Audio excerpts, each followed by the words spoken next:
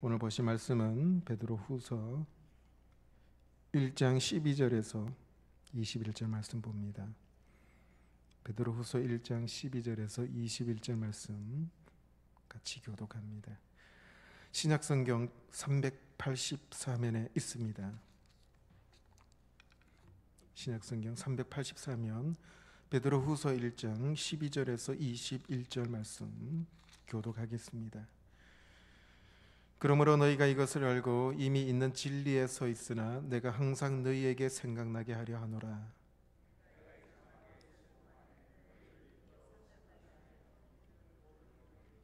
이는 우리 주 예수 그리스도께서 내게 지시한 것 같이 나도 나의 장막을 벗을 날이 임박한 줄을 알미라.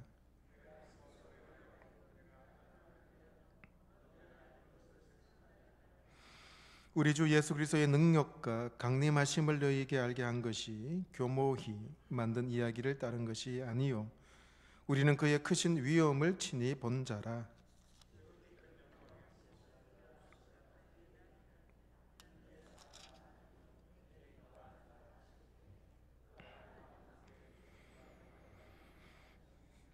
이 소리는 우리가 그와 함께 거룩한 산에 있을 때에 하늘로부터 난 것을 들은 것이라.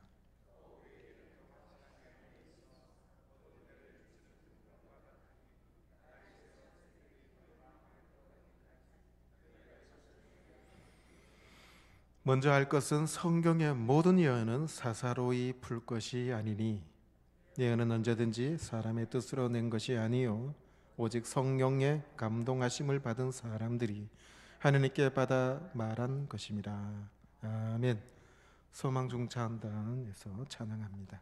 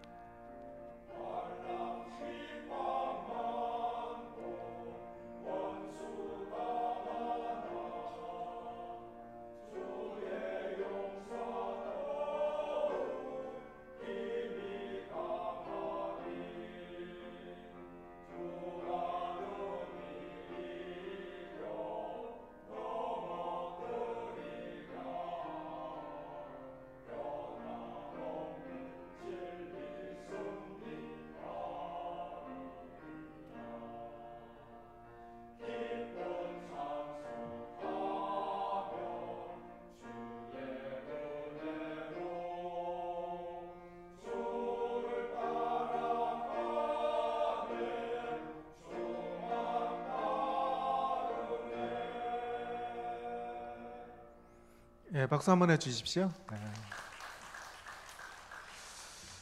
김기란 집사님 목소리 하나도 안 들리던데 아까 연습하던데 뒤에 그냥 가만히 앉아 계시던데.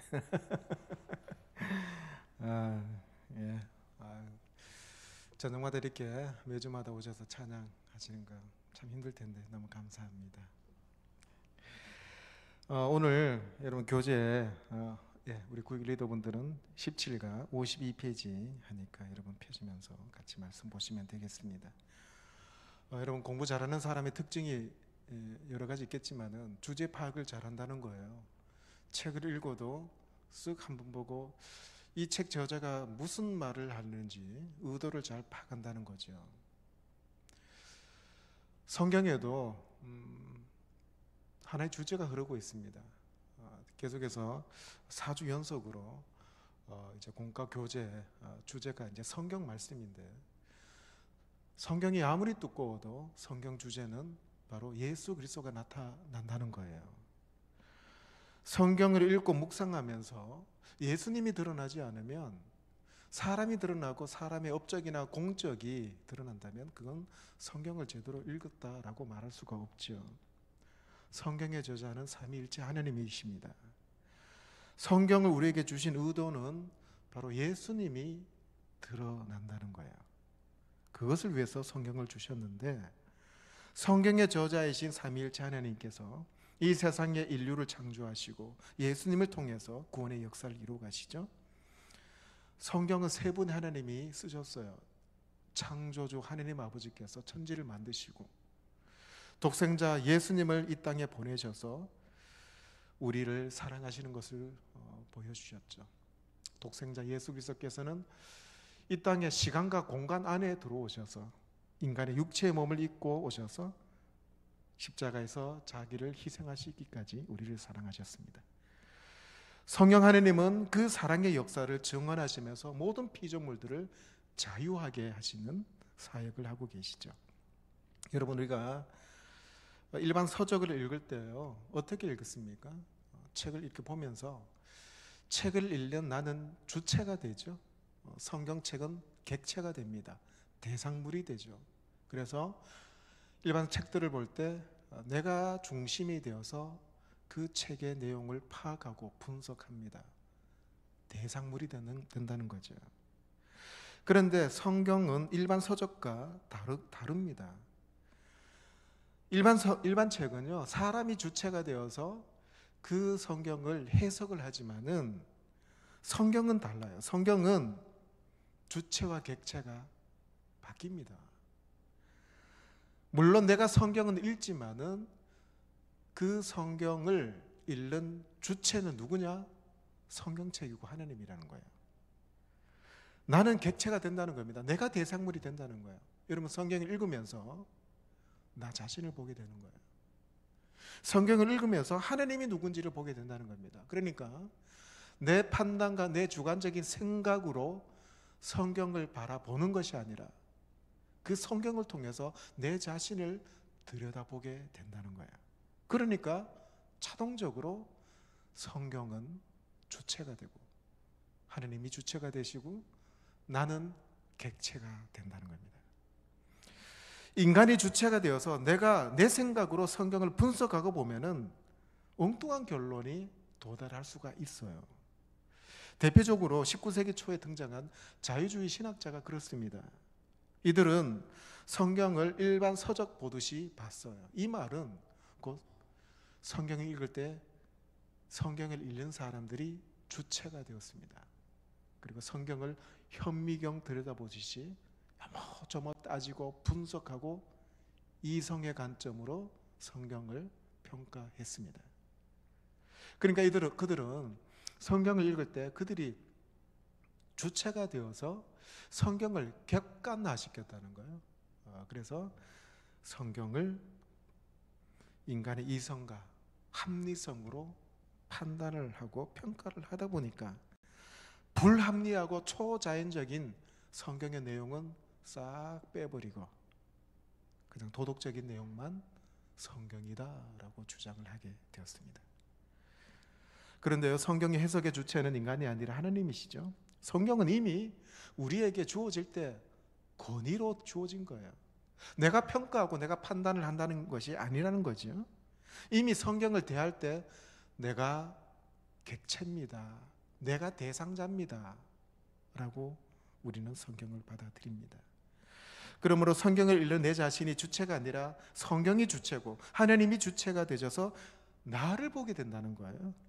이 말은 내가 성경을 읽고 묵상하지만은 성경을 통해서 그 하나님 말씀 앞에 내가 어떤 존재인지 보게 되는 거예요. 오늘 말씀이 베드로후서 1장 20절 21절인데요 우리 한번 다 같이 한번 읽어봅니다. 시작. 먼저 알 것은 성경의 모든 예언은 사사로이 풀 것이 아니니 예언은 언제든지 사람의 뜻으로 낸 것이 아니요 오직 성령의 감동하심을 받은 사람들이 하나님께 받아 말한 것입니다. 여기서 보면 20절에요 예언이라고 말씀하고 있는데 이 예언이 하나님의 말씀을 얘기하고 있습니다. 하나님의 말씀인 예언을 개인이 마음대로 해석해서는 안 된다는 거예요. 예언에 대해서 몇 가지 원칙이 있는데 성경에 언급된 예언은 사람의 말이 아니라는 겁니다. 21절 전반에 보십시오. 예언은 언제든지 사람의 뜻으로 낸 것이 아니다라고 합니다.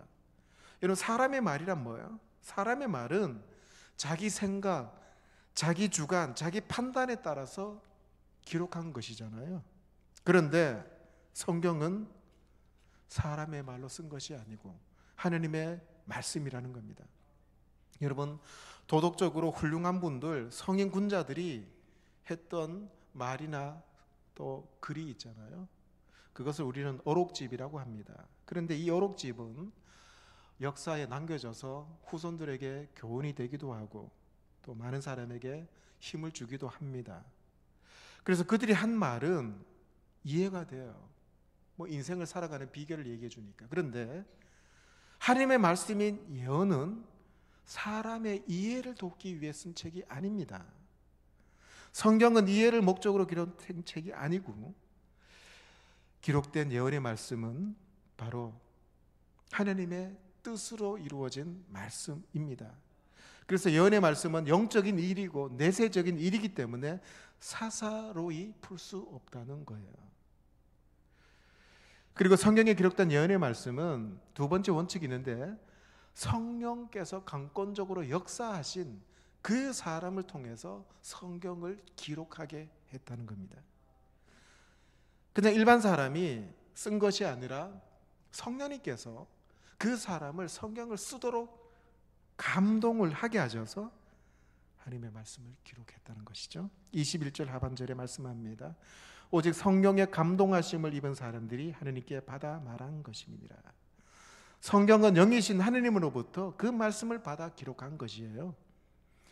구약시대에 하나님의 감동을 받은 선지자의 입술에 말씀을 주심으로 예언을 했습니다. 그래서 구약의 선지자들 보면은 그들은 공통적으로 이런 말을 합니다. 만군의 여호와께서 나에게 말씀을 주시니 이것은 만군의 여호와의 말씀이니라 이런 선포를 합니다. 특히 에스겔서 이런 말씀이 반복해서 등장하죠.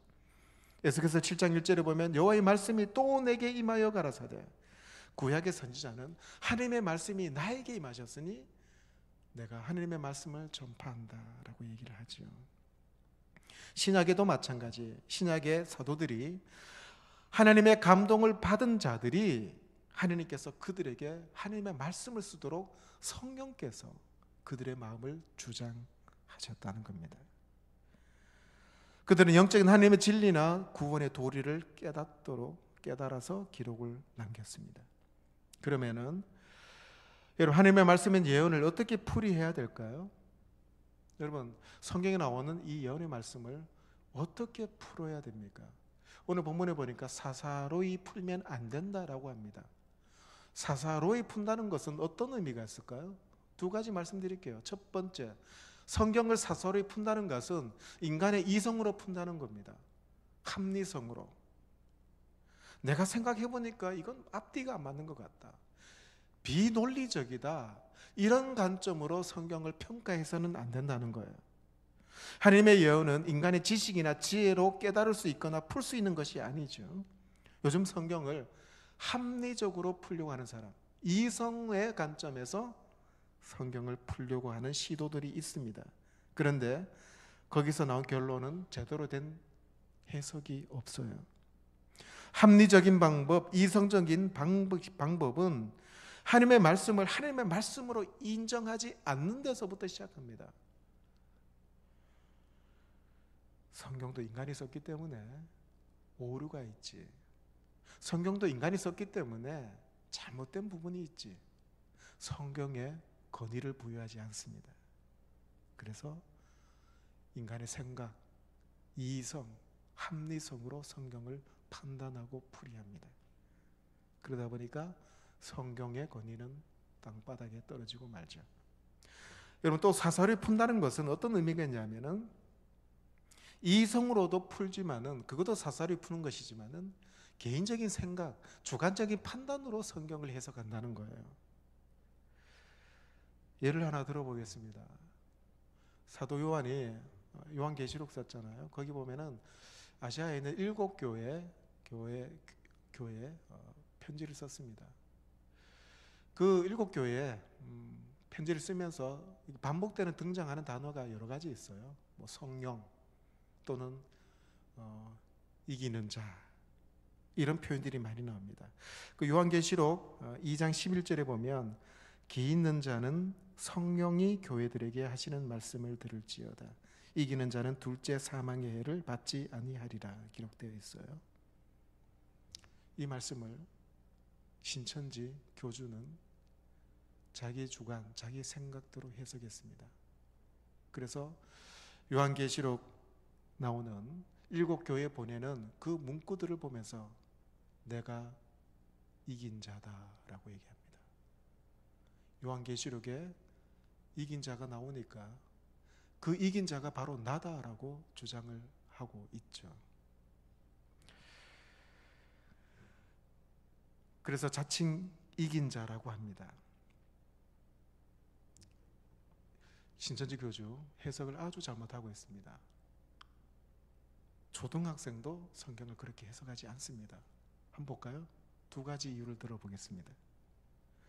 요한계시록에 나오는 이기는 자가 자기 자신이라고 주장하면서 자기가 이긴 자라고 합니다. 여기에 큰 오류가 있어요. 요한계시록에는 이긴 자라는 말이 없습니다. 이기는 자, 네 자입니다. 한 글자가 더 많아요. 이게 무슨 차이가 있을까요? 엄청난 차이가 있어요. 여러분, 요한계시록에는 이긴 자가 없는데 신천지 교주는 자기가 이긴 자라고 합니다. 성경에 나와 있다라고 합니다. 여러분, 이긴 자와 이기는 자는 엄청난 차이가 있어요. 어떤 차이가 있을까요? 이긴 자는 과거형입니다. 이기는 자는 미래예요. 미래. 아직 이기지 않았습니다. 그런데 이기는 자는 아직 이기지 못했지만은 이길 것을 확신한 자들이 이기는 자죠. 요한계시록에요, 이기는 자들이 등장합니다. 승리하고 이긴 사람들이 없어요. 그러니까 초대교회 때 로마 황제의 박해를 받는 성도들이 핍박을 받고 고난을 당하고 있지만은 그들은 이기는 자입니다. 아직 이기진 않았지만은 우리 주님께서 오실 그날에 우리 하나님께서, 주님께서 이기게 해주신다는 거예요. 그래서 이기는 자입니다. 그런데 이긴 자는 벌써 이겼어요. 승리했다는 거예요. 그러니까 이 신천지 교주는 요한계시록에 이긴 자가 자기라고 하면서 벌써 자신이 이겼다라고 주장을 하는 거예요. 또 한 가지, 요한계시록 본문에 보면은 이기는 자를 수식하는 단어가 교회들입니다. 핍박받는 교회 성도들이 이기는 자입니다. 무슨 말이에요? 단수가 아니고 복수입니다. 교회들, 곧 이기는 자들이 둘째 사망의 해를 받지 않을 거라고 하는 거예요. 어떻게 이긴 자가 단수인 한 사람이라고 해석을 할 수 있겠어요? 그런데 신천지 교주는 단수로 봤습니다. 내가 이긴 자다. 그래서 성도들에게 돌아갈 상급을 이만희 그분이 가로채는 거예요. 이기는 자는 이만희가 아니라 성도들이라는 거예요. 성도들. 왜 자기가 가로챕니까? 복수인데. 그리고 거기는 이기는 자는 미래형인데 자기가 이겼다라고 그렇게 주장을 하고 있습니다. 자, 예를 들어서 말씀드린 거예요. 성경을 사사로이 풀기 때문에 그런 오류가 나오고 교주가 등장한다는 겁니다. 그러면 사사로이 풀 수 없는 성경을 우리는 어떻게 받아들여야 될까요? 첫째는 성경은 하나님의 뜻으로 기록된 책입니다. 이 말이 뭐냐면은 성경에 권위를 두라는 거예요. 사람의 뜻으로 쓰여진 게 아니라는 겁니다. 자기 사사로운 주관적인 판단이나 생각으로 성경을 풀이해서는 안 된다는 거죠. 다시 읽어볼까요? 베드로후서 1장 21절. 예언은 언제든지 사람의 뜻으로 낸 것이 아니요 오직 성경의 감동하심을 받은 사람들이 하나님께 받아 말한 것입니다. 성경 하나님의 감동을 받은 사람들이 하나님으로부터 받은 말씀을 기록한 것입니다. 그래서 성경에 하나님의 뜻이 담겨져 있죠. 인간의 뜻이 아닙니다. 하나님의 뜻이란 예수 그리스도를 통해 구원받은 백성과 구원의 역사와 성령님을 통한 우주 만물을 통치하시는 거죠. 내 뜻, 인간의 뜻 아니라 또한 자신의 뜻을 이루기 위해서 성경을 자기 마음대로 왜곡하는 것이 아니라 성경 해석의 주체는 바로 하나님이시고 성경 말씀 자체입니다. 그래서요, 우리가 성경을 읽을 때 주체와 객체를 제대로 따져야 돼요. 성경은 하나님의 뜻이고 하나님의 말씀이기 때문에 성경의 주체는 하나님이시고 나는 성경을 읽을 때 객체가 된다는 거예요. 내가 대상이 된다는 겁니다. 성경이 나를 읽을 수 있게 해야 된다는 겁니다. 두 번째로 성경은요, 삼위일체 하나님 중심적으로 해석을 해야 합니다. 베드로후서 1장 20절 다 같이 한번 읽어볼까요? 시작. 먼저 알 것은 성경의 모든 예언은 사사로이 풀 것이 아니니. 미국의 어떤 신학자가요, 성경을 삼위일체 하나님의 관점으로 반드시 해석해야 된다고 주장하는 분이 있습니다. 그렇죠. 성경을 해석할 때 삼위일체 하나님 중심으로 해석을 해야 됩니다. 왜? 성경 모든 부분은 세 분의 하나님이 함께 사역을 하셨고 함께 구원의 섭리를 이루어 가시기 때문이죠. 하나님께서는 성령의 권능으로 예수 그리스도 안에서 하나님의 실제와 하나님의 목적과 하나님의 나라를 성경을 통해서 증언하고 계시기 때문입니다. 성경의 증언에 따르면 성부 하나님은 천지를 창조하셨고 생명의 원천이 되시는 분이시죠. 성자 예수님은 죄와 사망의 세상에서 생명을 전달하시기 위해서 이 땅에 오신 하나님이십니다. 성령 하나님은 만물 안에 충만하게 하시면서 모든 피조물을 자유하게 하시는 분이시죠. 이 삼위일체 하나님 중심으로 성경을 해석해야 합니다. 그래서 삼위일체 하나님께서 성경의 주체가 되시면 우리는 어떠한 시각을 가질 수 있겠어요? 당연히 성경에 기록된 모든 구원의 이야기, 창조 이야기, 섭리 이야기가 삼위일체 하나님께서 주체가 되셔서 이끌어 오시는 구원의 사랑 이야기, 성경을 볼 수 있다는 거예요. 삼위일체 되신 하나님께서 성경을 쓰셨고 또 성경의 주체가 삼위일체 하나님이 되신다는 것을 믿는 자들이 바로 성경을 읽을 때 삼위 하나님을 바라보게 되고 예수님이 어떤 분인지 우리를 어떻게 구원하시는지 그걸 발견하게 된다는 것입니다. 전 여러분들이 성경을 읽고 해석할 때 바로 하나님께서 말씀하시는 주체가 됨을 기억하시면서 오늘도 그 말씀을 읽고 묵상하실 때 그 말씀 앞에 내가 어떤 존재인지 성경 말씀을 통해서 내 자신을 온전히 바라볼 수 있는 그런 여러분 되시기 바랍니다. 나는 성경을 읽을 때 객체고, 성경 읽을 때 성경 말씀과 하나님이 주체가 되심을 기억하시면서 성경 말씀의 권위를 세워가며 성경을 묵상하는 여러분 되시기를 주의 이름으로 축복합니다. 기도하시겠습니다. 아버지 하나님, 성경을 보고 읽을 때 성경에 권위를 부여하며 읽을 수 있게 하여 주시고, 성경 말씀을 묵상할 때 내 자신 속에 비추어진 모습이 어떤 모습인지 나를 보게 하여 주십시오. 우리가 육신의 눈으로 성경을 보지만은 성경을 통해서 내 자신을 보게 하여 주시옵소서. 하나님의 말씀을 읽고 묵상하지 않고는 나 자신을 제대로 볼 수 없고 예수님이 누구신지 제대로 알 수 없음을 저희들이 잘 압니다. 이런 생명의 말씀을 두고도 우리는 말씀을 읽지 않는 영적 게으름뱅이들이 아닌지 주님 은혜 더하여 주시옵소서. 성경 말씀이 너무나도 가까이 있습니다.